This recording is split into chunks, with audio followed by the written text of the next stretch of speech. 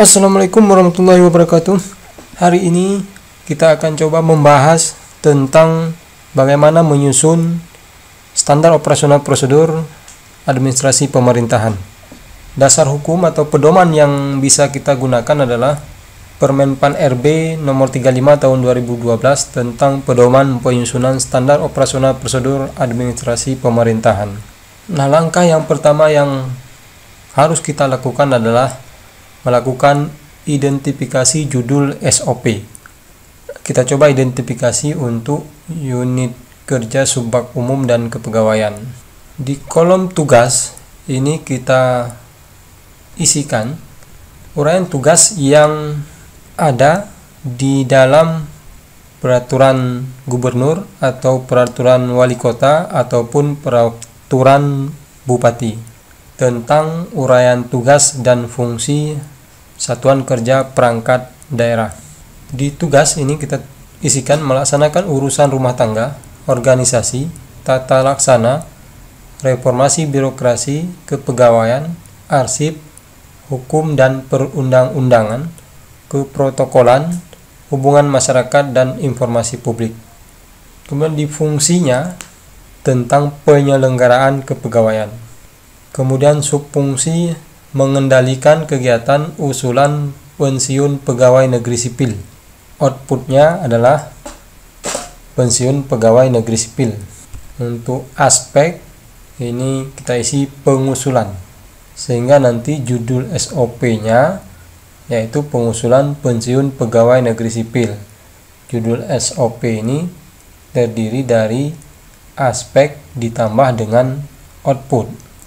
Selanjutnya kita identifikasi kegiatannya, yaitu langkah awal pemohon mengajukan surat pengantar dari unit kerja beserta surat permohonan dan berkas usulan pensiun pegawai negeri sipil ke subbak umum dan kepegawaian. Kemudian langkah utama adalah kepala dinas ini memeriksa draft surat pengantar dinas dan lampiran berkas pensiun. Jika sudah benar dan lengkap, kemudian kepala dinas menandatangani naskah dinas, tetapi jika belum benar dan berkas belum lengkap, menyerahkan kepada sekretaris untuk diperbaiki.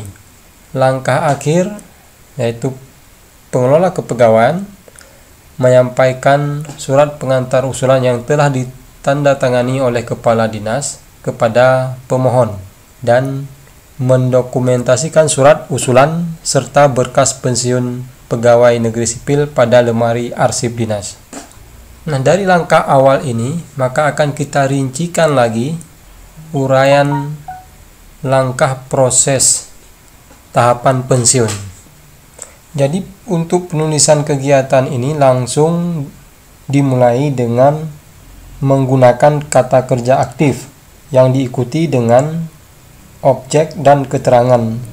Sedangkan untuk pelaksana kegiatan atau aktor atau subjeknya tidak disebutkan. Kemudian langkah utama juga kita rincikan dan langkah akhir. Kemudian langkah selanjutnya adalah melakukan identifikasi pelaksana dan flowchart. Dalam menentukan pelaksana ini, maka kita dasarkan pada sekuen kegiatan, sehingga kegiatan selalu dimulai dari sisi kiri.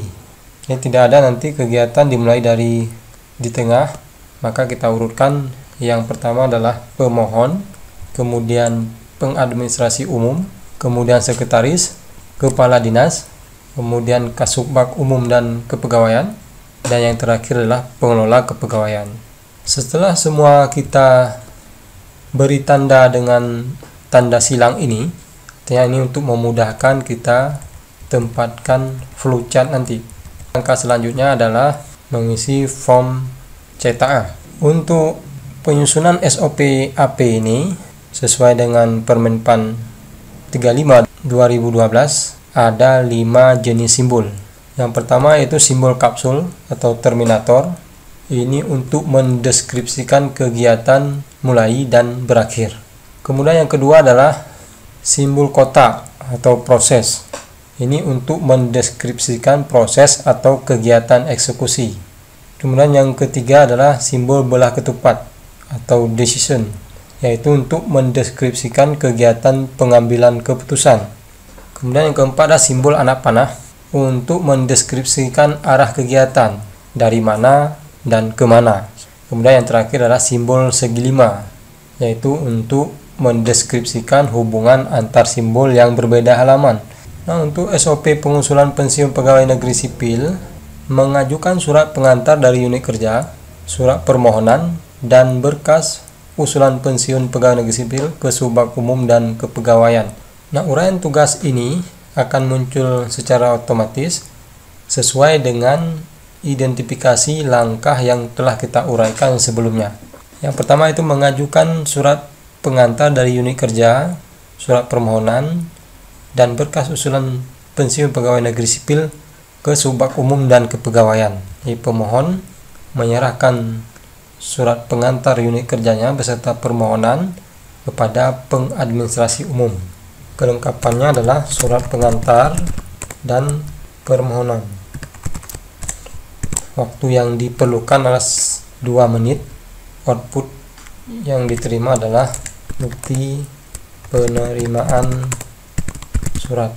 Kemudian langkah kedua adalah menerima dan memeriksa tujuan surat pengantar di pengadministrasi umum.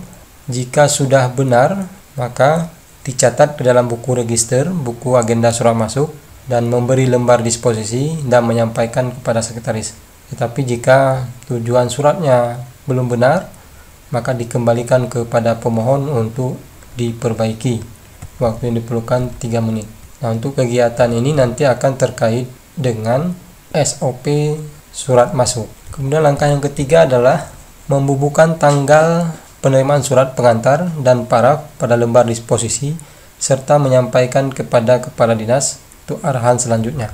Ini kita gunakan simbol kotak, artinya menandakan proses. Kalau yang tadi simbol belah ketupat menandakan pengambilan keputusan, kalau iya diteruskan, kalau tidak dikembalikan.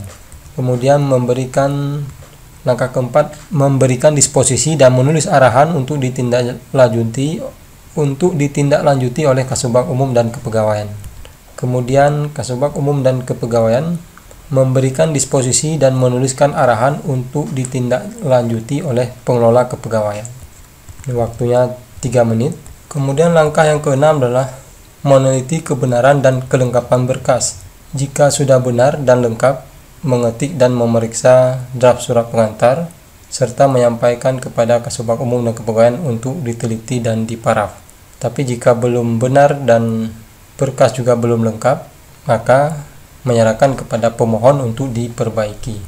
Waktu untuk melakukan verifikasi adalah 45 menit. Outputnya adalah draft surat pengantar. Langkah yang ketujuh, memeriksa draft surat pengantar dinas dan lampiran berkas.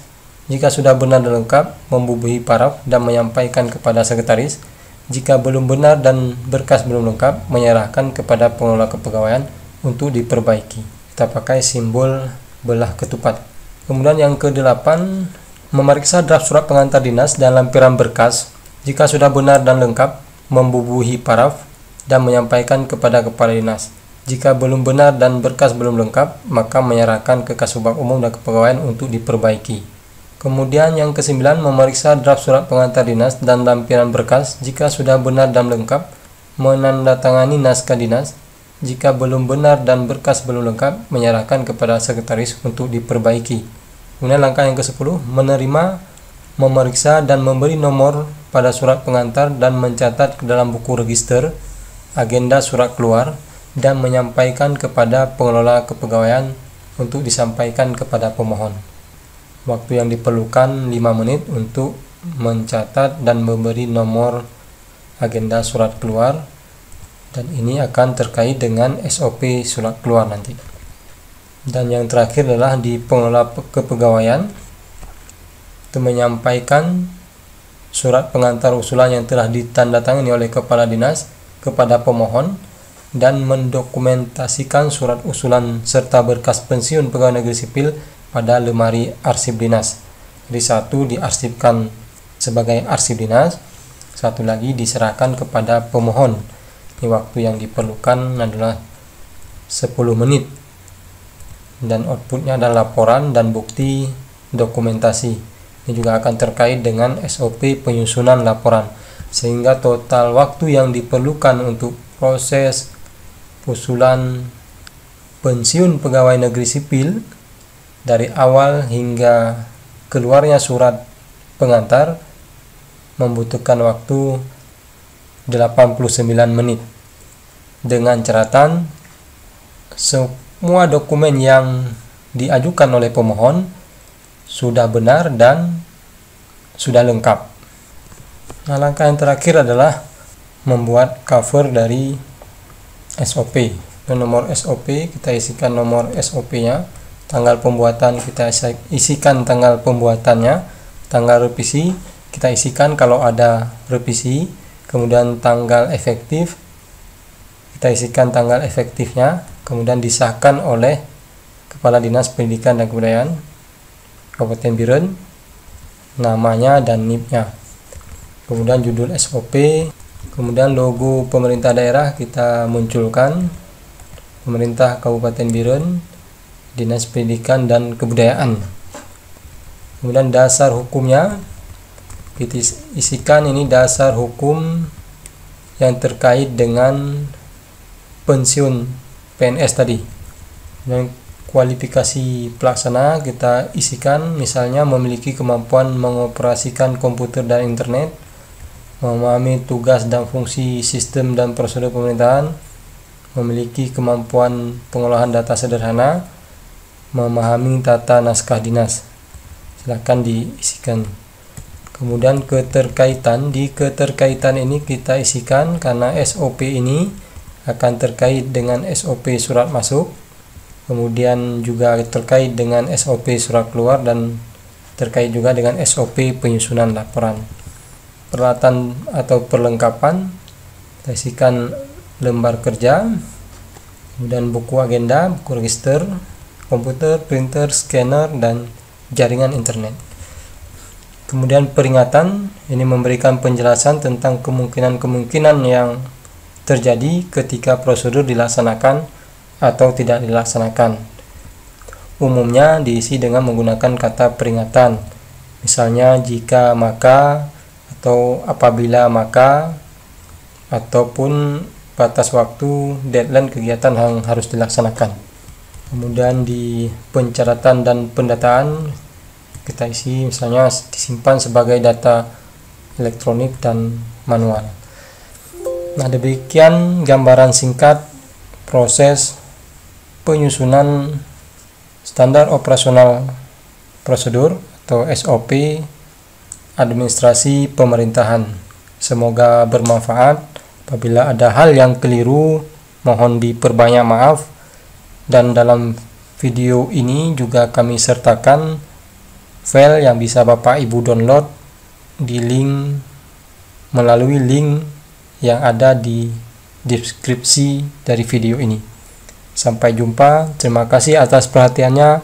Assalamualaikum warahmatullahi wabarakatuh.